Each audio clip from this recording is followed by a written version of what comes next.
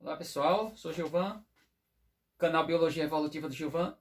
Pessoal, hoje nós vamos falar do filo que tem a maior quantidade de espécies biológicas. Filo é esse, o filo Artrópoda. Artro, do grego, quer dizer articulação. Podo, pé, ou pés.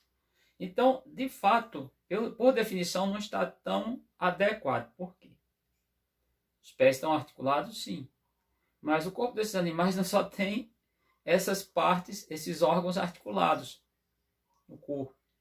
Existe articulação entre a parte, dependendo do animal, a parte cefálica, o céfalo, com o tórax.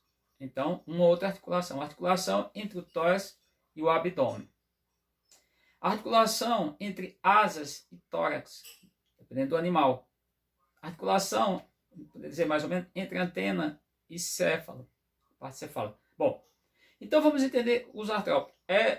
Tem os moluscos, que são o segundo grupo maior, tem maior quantidade de filo, tem maior quantidade de espécies biológicas, e o que tem a maior quantidade são os insetos. E extremamente bem sucedidos, eles estão no nosso planeta desde muito tempo. Tem insetos na água, na terra, inclusive no subsolo. Insetos, não, artrópodes, não são insetos.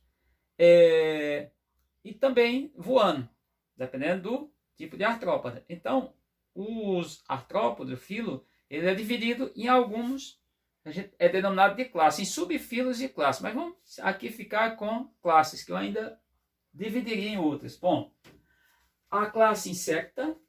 A classe insecta está, por exemplo, as abelhas, as borboletas, os gafanhotos, todos os animais, mosquitos, moscas pertencem à classe insecta. Uma outra classe é a classe crustácea. A classe crustácea tem os camarões, tem as lagostas, entre outros. A classe aracnídea, essa eu já dividiria. Por que dividir? Porque aqui está aranhas, os ácaros, e os escorpiões. Então, escorpiões eu dividiria em classe aracnídea e classe escorpionida. Seria um pensamento, mas já tem até cientista pensando nisso. A classe quilópoda e a classe diplópoda. Bom, vamos entender. Algumas características desses animais, ou melhor, de todo o filo artrópoda. Possuir agora um esqueleto. Mas que esqueleto? Exo fora. Eles estão envolvidos por um esqueleto. Esse esqueleto o quê? O esqueleto tem uma proteína que é a quitina. Muito resistente, tá? Aí, outras particularidades.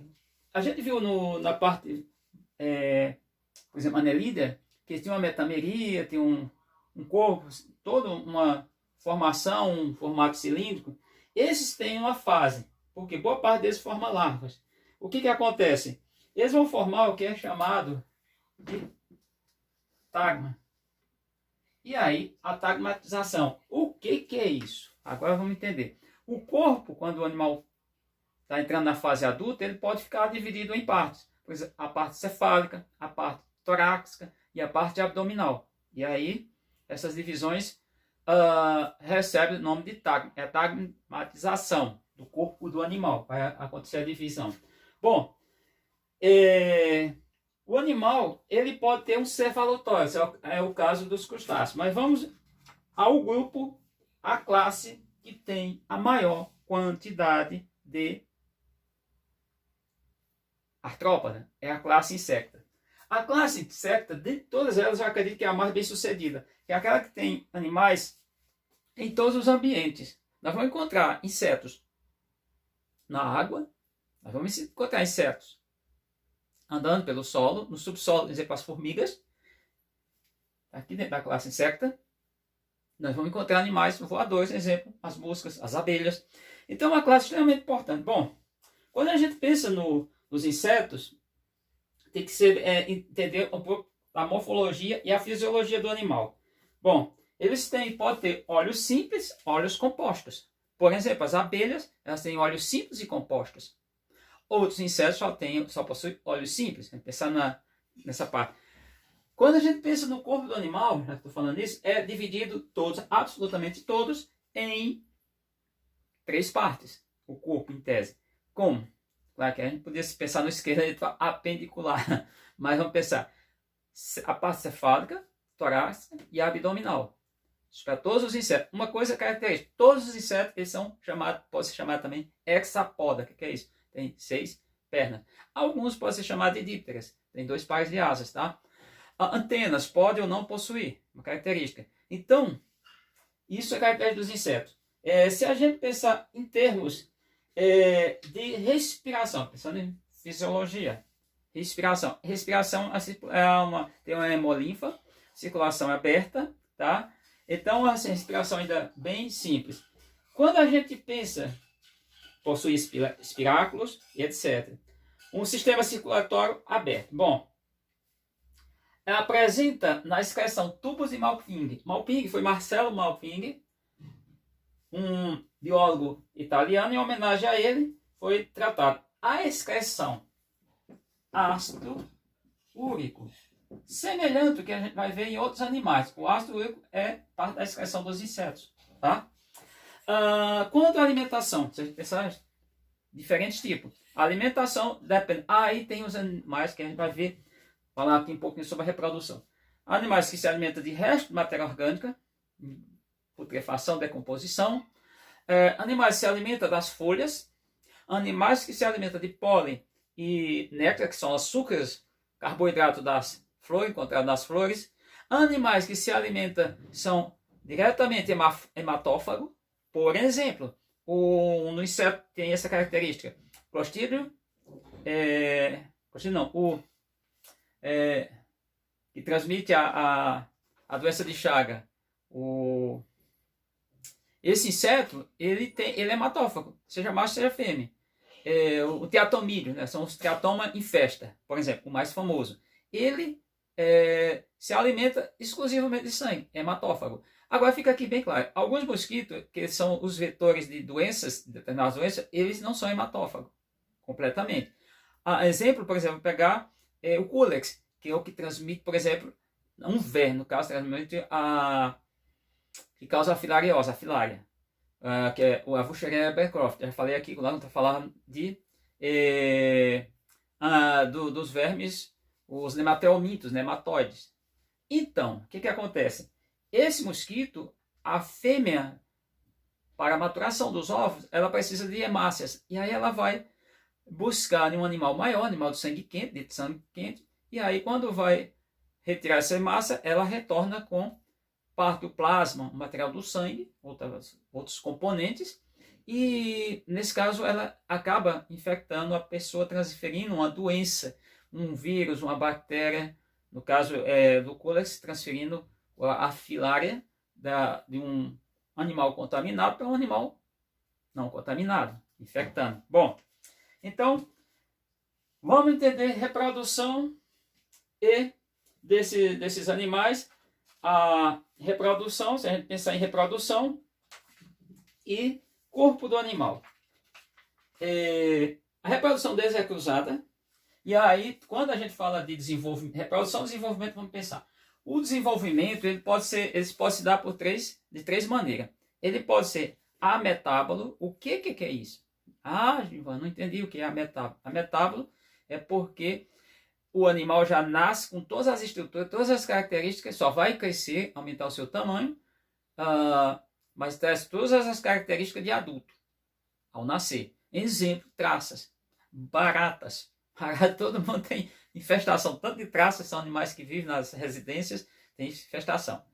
Eles podem ser hemimetábulos. Mas o que é isso, Giovanni? A hemimetábulo, sim, eles têm uma metamorfose, mas não a metamorfose completa. Ou seja, eles nascer com uma boa parte dos seus órgãos, mas depois tem que nascer, ao desenvolvimento, surgir outros órgãos. Exemplo, os gafanhotos. Os gafanhotos não nascem com todos os órgãos, por exemplo, não nascem com asas.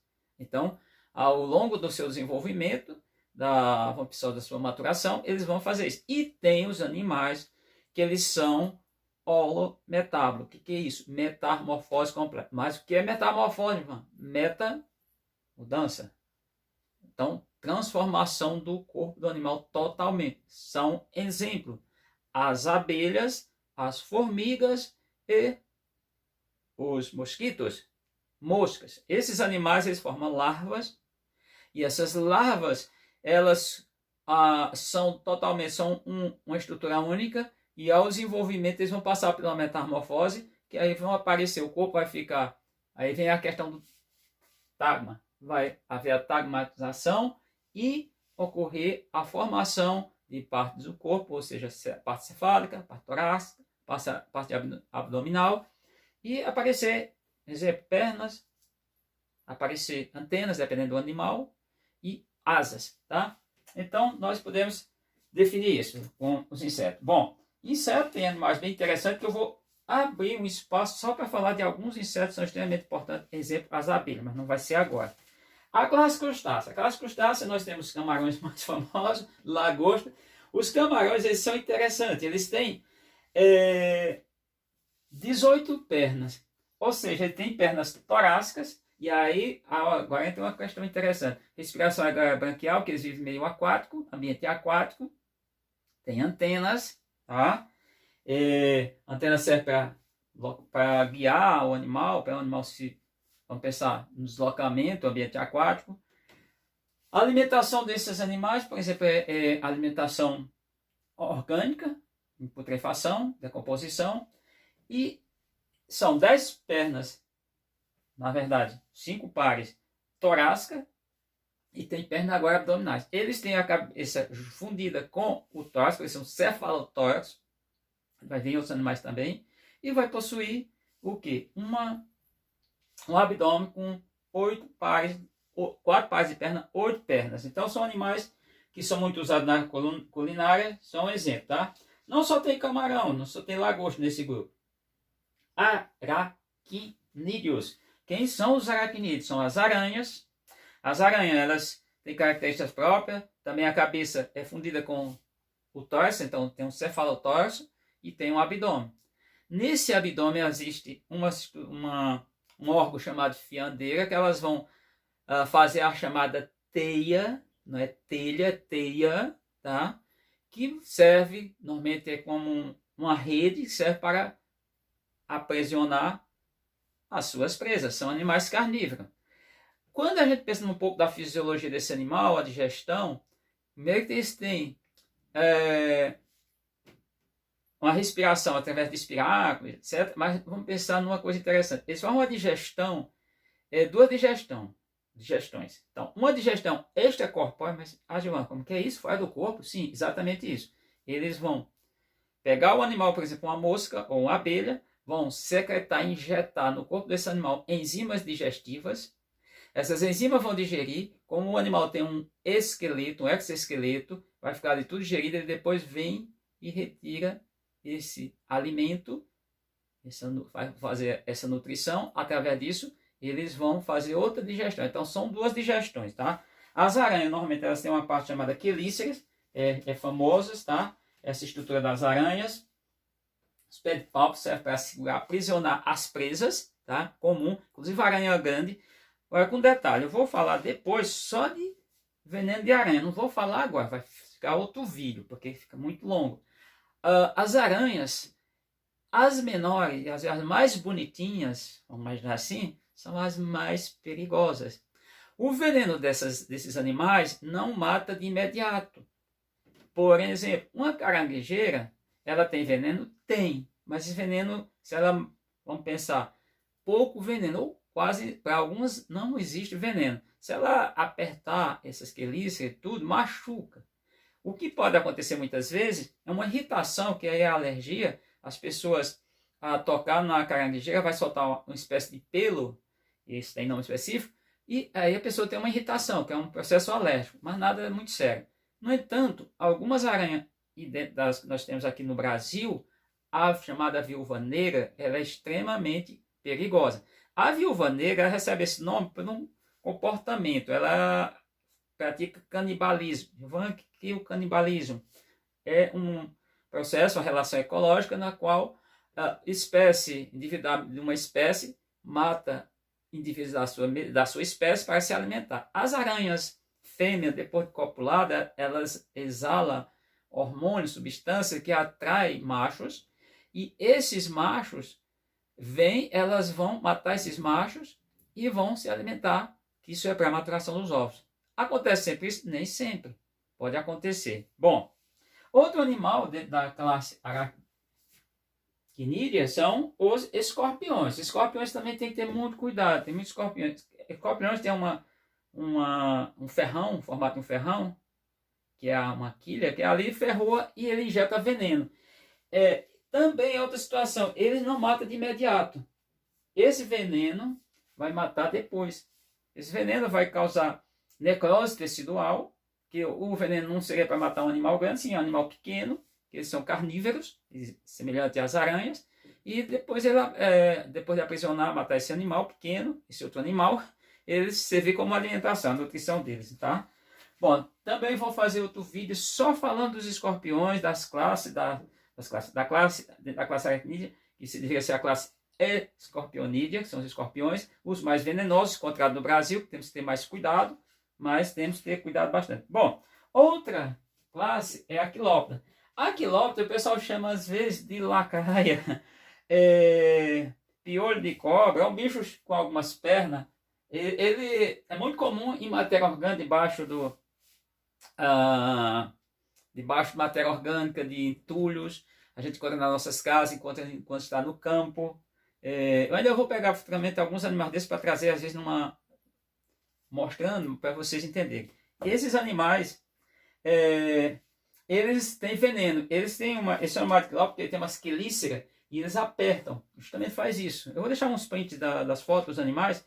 Eles apertam e injetam veneno nas suas, vamos pensar, presas ou vítimas. Então, são complicados. Um outro é os diplópodes. No caso, os quilópteros, eles têm articulação, o corpo são subdivididos em muitas partes. Vamos pensar o corpo de um quilópterozinho, ele tem o corpo dividido, o desenho bonito, né, Gilvan? E cada articulação dessa, ele tem um par de pernas, tá? Por isso, é interessante. E aí tem um, que é o diplópode. A classe diplópode é outra classe. Esse animal, aí o corpo já é diferente. Esse também tem umas antenas, mas o que acontece é que, vamos pensar, o corpo do animal dividido, subdividido, na verdade. Em cada diferença deles, claro, tem outras diferenças, cada parte dessa tem 2 pares de pernas. Logo, a denominação de diplópodes, tá? Todas elas, tá? Todas as articulações, isso aqui são partes do corpo, divididas em várias partes. Elas recebem os nomes não populares, por exemplo, tem gigolô, tem imbuá, são os nomes, também tem antena. Eles têm esse formato, eles são bem interessantes. Então, bom, o que eu vou ainda fazer quando eu terminar todos esses vídeos mais curtos, que eu vou chamar, de falar de filo, um filo após outro, e com um nível de complexidade. Eu vou voltar para falar de alguns grupos desses. Por exemplo, o que é que eu vou destacar aqui? Eu vou destacar a classe Insecta para um vídeo só com a classe Insecta, aí falar mais particularidade. A classe Aracnídea, porque aqui tem as aranhas e os escorpiões, eles têm interesses importantes. Tanto interesse do ponto de vista positivo quanto negativo, principalmente a classe Insecta, tá? Então, gente, é um vídeo para a gente vai continuar até fechar o reino animal, assim, vamos pensar, falando de cada um dos filos, trazendo particularidades, mas não muito. Só uma coisa que eu quero falar. Como que o esqueleto de animais que eles têm o desenvolvimento não por metamorfose? Vamos entender isso. Quando é por metamorfose, por exemplo, o gafanhoto, ele vai crescer? Vai. Outros animais... Só uma curiosidade, os animais que não têm metamorfose, exemplo, barata. A barata, todo mundo já viu um esqueleto. A barata com um esqueleto branco. Mas por quê? Porque, na verdade, ela trocou o esqueleto. É assim que acontece. Esse esqueleto, ela trocou, deixa o esqueleto abandonado em algum local abandonado, aí ela cresce. Então, se a gente fosse pensar em um gráfico, para a gente entender como seria o crescimento desses animais que não tem metamorfose, vamos pensar um gráfico, para a gente entender o crescimento e desenvolvimento desses animais. Já foi até questão de... então, aqui 0 dia. O animal nasceu. Ele está aqui. Aí ele faz isso. Perdeu o esqueleto, faz isso. Aí ele passa um tempo. Então, o crescimento dele não é um crescimento diferente. Aí cresce, perde o esqueleto. Aí fica um tempo. Cresce, perde o esqueleto. Cresce, perde o esqueleto. Tempo. Aí vai fazendo isso. Se a gente comparasse com outro animal que não faz isso, como que é o crescimento do animal? Assim. Seria isso. Ou uma parábola, alguma coisa assim, tipo, poderia ser, mas não desse jeito. Isso aqui, ele desenvolve, no caso, os que não têm metamorfose, que são ametábulos, exemplo, a traça, aranha, e os M-metábulos, como os gafanhotos, ele vai desenvolver um crescimento parecido com esse, na verdade. E no caso, os demais, vamos pegar abelhas. As abelhas, as moscas, ela forma uma larva, essa larva vai crescer, vai comer durante um período, consome bastante, aí para, aí forma uma pulpa, são as etapas da metamorfose completa, os holometábulos, e aí fecha com o quê? Com o casulo. Aí dali sai o animal adulto com todos os órgãos, todas as estruturas. Aí um detalhe interessante, por exemplo, se a gente pegar a borboleta, durante a fase larval, que é a lagarta, ela come o quê? Folha, caule das plantas. E quando ela fica na fase adulta? Néctar. No máximo pode ser pólen, mas recursos florais. Muda completamente o seu, vamos pensar, a sua biologia do ponto de vista alimentar. Beleza? Então, até o próximo vídeo.